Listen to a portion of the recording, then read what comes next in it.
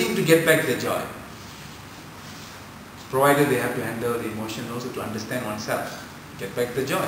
Get back the power of positive thinking. Feeling nice. So, what happens when we do Kriya is that it bridges the internal and external world. Become to balance, to understand what is happening inside, what is happening outside. All this becomes very clear, and you can transmute the body into a very clear instrument. Children go to university, you spend all your money sending your children to university, they come back, they are not happy. Can you see this in society? It's everywhere. It's not scarcity, it's not scarce, it is everywhere.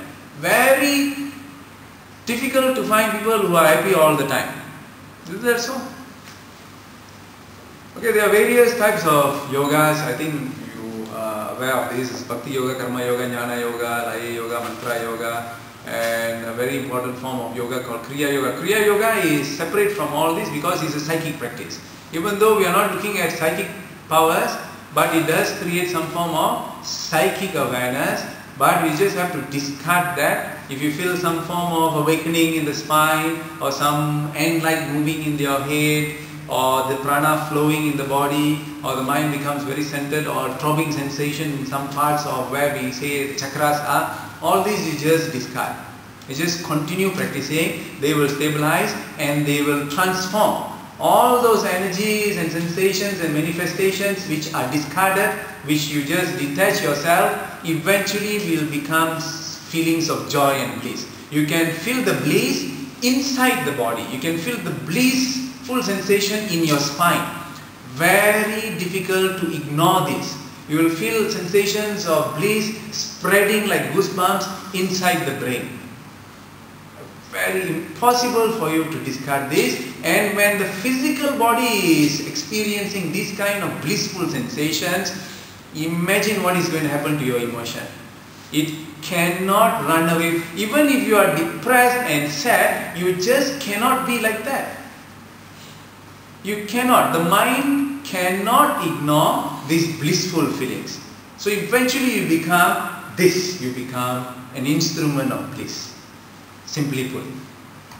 So once we start having these feelings and sensations in the body, then we will be curious to know what that is. So that is this energy that ascends the spine is called Kundalini. Kundalini is an energy that resides in the root chakra, which is close to the perineum or close to the posterior of the cervix for females. Males will be in between the scrotum and the anus.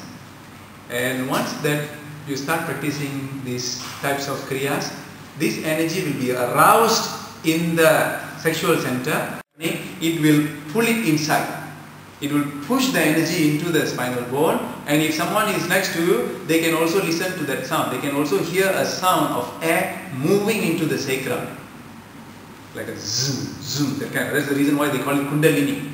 It's like a snake, the hissing of a cobra. The literatures that you may have read about, they always talk about cobra, the serpent power. And it is true that once it starts to awaken, you will find that it may feel like you are going to have flatulence, but then the air turns and moves inside the sacrum. It moves inside the coccyx, and that sound can be, you can hear it, zoom, zoom, like the hissing of a cobra.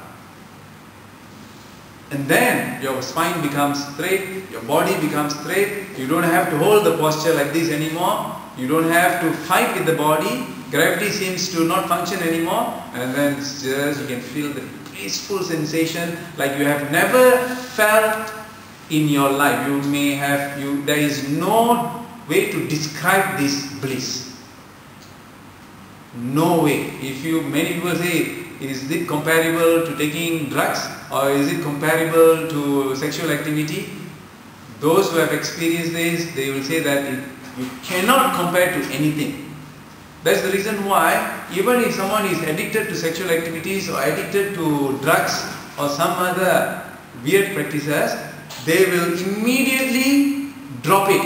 They don't even have to try, because the only way one can naturally drop something is if they have found something else to replace it with, right? Otherwise they can't.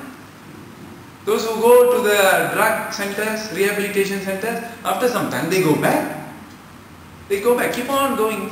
There's just no way, there's no replacement unless they have very strong convictions or very great motivation, or they go into some kind of religious practices. Otherwise, and that also is suppression.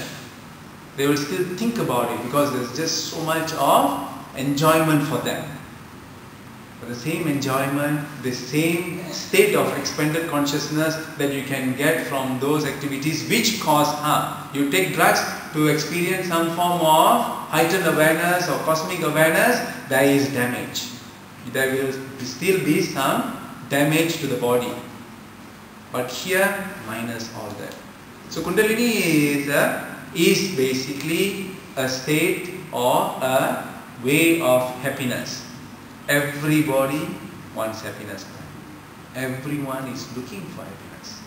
And great Maharajas in India renounced their kingdom in order to search for this. And they are all addicted to pleasure. They are absolute rulers. Absolute rulers means they own the land, they own the people. They can do anything. But even they renounced their kingdom when they found a glimpse of this awakening. They found this supreme pleasure in this. If I am addicted to pleasure, then I would go for the maximum pleasure. And they found, eventually they found the greatest pleasure is in this, is in the awakening of the Kundalini. Blissful sensations that can be felt in the spine. Kriya Yoga is a technique of indirectly awakening the Kundalini. Indirectly awakening, you tap into the chakras, you tap into the psychic networks called nadis, cleanse them, purify them, center the mind's dissipation drops, you become centered naturally, all those phobias and neuroses disappear, and finally some form of happiness becomes very constant in our life, irrespective and not dependent on things around you. And when that steadiness comes, then just as you think that this is yoga, I am happy with this happiness, then at that time some other power starts to arise, and that is this Kundalini. It is something which cannot be described, but it is real. It is real and can be experienced. Right? In this practice, in this course called the self-mastery, some of the things that you will learn is not only sitting and doing breathing or doing concentration practices. It is divided into a number of practices. We always start with the asanas. Asanas are techniques where we are able to utilize the body in order to strengthen ourselves physically, feeling fit, feeling strong, feeling healthy, feeling that the spine is erect and able to sustain our body. And when that feeling comes, then when you sit for higher practices, the body doesn't move too much. It's not so restless anymore. It's very steady, mind is steady, body is steady, breath is steady. Then higher awakening takes place. So we will do about, in our self-mastery class, we do 1 hour of yoga asanas. Right? And then we do pranayama. And this is self-mastery. Mastery your mind, strengthen the body, and benefits are this, which I have already spoken to you earlier. These are things that we do. We do yoga asanas, we do pranayama, we do yoga nidra, where I will bring you to a state of sleep which reaches theta state.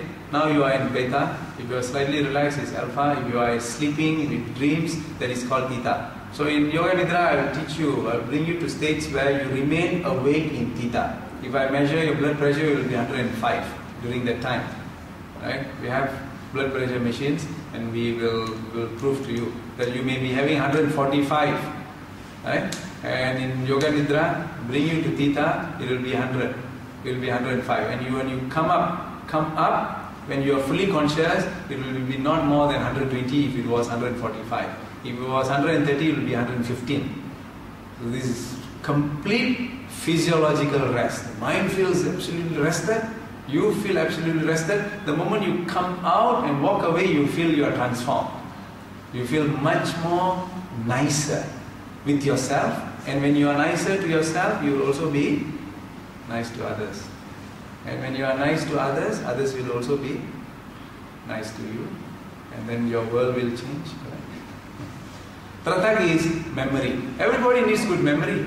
No matter whether you are just going to school or you are retired, everybody needs good memory. Otherwise, you will always be stranded or late for everything because you don't know where you kept your key. You don't know where you kept your handbag. You don't know where you put your clothes. All this, you forgot that you didn't wash your clothes. So all this because memory disappears. Right?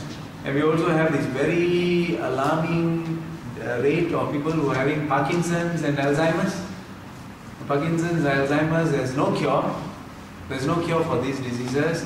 And eventually your own mother doesn't recognize you. Your own husband doesn't recognize you. If you have these very dreaded diseases. So we need to develop very strong core power from our brain. It's not about reading or reading books or solving jigsaw puzzles or something. No, it's not that. It's crosswords. No. It is about training the mind. It's not about reading. It's training the mind. If you are reading or doing some paperwork or solving some IQ questions, it is just one small part of the brain that you are using.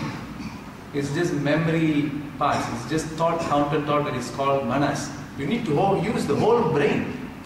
Mind mapping shows that if you practice asanas, practice yoga nidra, practice kriya, the whole brain lights up. The whole brain is activated. Bija manas is a technique where we clear off all the dross, all the previous rubbish or dross that we have in the mind, clear off the past so we don't have to think about the past. What happened in the past, what happened with my spouse, what happened with my family, whether they treated me well or not, what happened in my school, or what happened with my teachers. All these we clear out. We plant 3 important seeds and we nurture them. And this nurturing will produce results outside. As you nurture inside, you can see things materializing outside. Kshakarmas are cleansing practices. If there is an excess of phlegm in the body, kapha, there will be disease. If there is an excess of pitta or heat in the body or bile, there will be disease. If there is an excess of vata or air in the body, there will be disease. If the mind is uncontrollable, it is because of vata. Mind is the nature of vata, air, just like a wind. How to control it? Cannot control it. Can you control the wind? Cannot control it. But you can harness the power. Like they use turbines and all that. Right? You can harness the power of the mind by using these Shatkarmas. By doing these Shatkarmas, immediately within 2 or 3 weeks, you will find that you will have no problem with your phlegm. No more of this sneezing all the time, going close to curtains you sneeze, going to certain places you sneeze, sensitive to perfume, all these will disappear. Right? Okay. Asana, pranayama, all that we have mentioned, this is part of what Kriya is. So this is basic introduction. Basic introduction. The cause is for those who are very serious in attaining self-realization. For those who are very serious in attaining self-realization within a short period of time. Otherwise it becomes a lifetime, correct? And there is also no guarantee. Many of you have seen your grandparents at an old age, unless they are some form of enlightened beings, you find that they are also quite confused. They also had fear of death. They also had diseases and pain, correct? Old age is accompanied with disease and pain and suffering and confusion. They are not so sure what is going to happen unless they are very religious. If they are very religious, they have absolute faith in their religion and God or their founder of their religion, then these individuals, they are able to gracefully age, and even close to death, they are very stable, but very rare, isn't it? very rare. But this practice, whatever we have, whatever we don't have to worry, because these practices, irrespective of your personal belief or whether you believe in a God or your saints or founders of your religion, irrespective of that, that as you grow and age, you will find the same centeredness, the same fearlessness as those who are extremely involved in some form of religion. That equal strength. But the religious practices requires a lot of commitment, a lot of time, and which is good. I also practice a certain religion, but in class I don't teach the religion. But my strength also comes from my belief system. But I've also seen yogis, and I've also seen my students who don't believe in any God or religion, and they are also equally at ease and equally growing in their strength. Because yoga is about internal awareness. And we believe in God and we link with God. So at the moment of death, we will think about God. For them, they will think about energy. They will think about higher realms. And they will go there because they have absolute control. The way both my teachers died also, seated in Padmasana and then just control their breath, 3 last breath and then come. Absolute mastery until the end. And these practices will assure you, you will not be in the ICU. You will not have great fear like many people who have this fear of dying or regret or remorse, no. Or thinking about the property, thinking about what is going to happen to my money, who is going to take this, a lot of fear. Even you have 2 houses also, there will be a lot of problems in you when you are going to die. So these fears will not come because that you have already centered your awareness. Don't hate anyone. Don't hate anyone. Don't complain about any race. Don't complain about any race. Don't complain about any political party. Don't complain about any... Why think about the negative? Correct? What's the use of thinking about negative? What is the use of worrying? People will say, I'm worried about this, but worry will not solve anything. But is it easy? Whatever I'm saying, is it easy for the mind to do? It's almost impossible. It has to be trained. Just like if you want to train to be an Olympian, if you want to train to be an expert, a professional in certain industry or certain training or certain culture or certain knowledge, like this, we need to be trained. The body has to be trained, the mind has to be trained, the breath has to be trained. We will not even touch philosophy. We need not even touch philosophy. Just by physical training, you will be able to bring the mind to such a degree of awareness that we can solve all this. So that is about Kriya. When this happens, when all these practices are taking place here, you will find that every aspect of your life, outside, in your work, in your concentration, the way you drive, everything improves. Everything becomes remarkable. There's no way a Kriya practitioner will have an accident because your reflexes are so amazing. Just fantastic. You won't fall. If you sleep in the bathroom, you go to a public toilet or somebody's house and it is slippery, if you fall, you'll be able to balance. And many people have died falling at the back, hitting their head, died. So you can save your life. Accidents won't happen because your reflexes will be super amazing. If you are ironing, if the iron falls, you'll be able to catch the right place, not on the side. So all these will happen. Very super reflexive, unconsciously super reflexive. So it is a very rare opportunity to learn these sciences, very rare. Most of these techniques are not even available in the Himalayas. You go to Varanasi, you sit with the sadhus, you live with them for 6 months, also they are not going to teach you. Very few of them know these techniques. Most of the techniques they know is called awareness, and that also requires an amazing degree of concentration. For us to achieve the same level as these sadhus, to get that kind of concentration and power while living in this more challenging society rather than living in an ashram, is these practices. The fragmented mind, the dissipated mind, the broken mind can heal by itself. And if you ask me what would be the price for this, I would say it is priceless. There is no money that can buy you happiness. No amount of money can give you cure from Alzheimer's or Parkinson's. There is no guarantee, no matter how much insurance policy that you have, that is not going to guarantee you the future of your health. There is none, except this.